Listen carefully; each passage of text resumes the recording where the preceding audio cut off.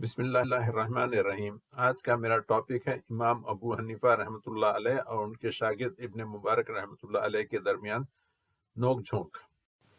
یہ واقعہ حدیث کی کتاب بیہقی کے صفحے جلد 2 اور صفحے 82، جز رفع یدین کے صفحے 124 پر ہے، اور واقعہ بیان کرنے والے ہیں امام ابو حنیفہ کے شاگرد امام وکی۔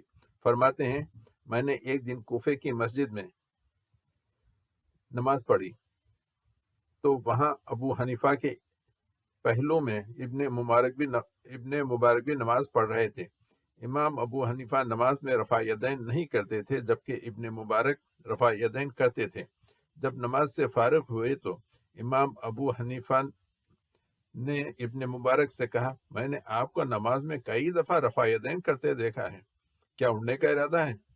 امام ابن مبارک نے امام صاحب سے کہا، جب آپ نے نماز شروع کی تھی تو رفع یدین کی تھی، اس وقت کیا اڑنے کا ارادہ تھا؟ اسی واقعے کو امام بخاری نے اس طرح ان الفاظ سے بیان کیا ہے۔ امام ابو حنیفہ نے ابن مبارک سے کہا، مجھے ڈر ہے کہ تو اڑ نہ جائے۔ امام ابن مبارک نے کہا، اگر آپ پہلی مرتبہ نہیں اڑے تو دوسری اور تیسری مرتبہ مجھے بھی اڑنے کا کوئی خطرہ نہیں ہے۔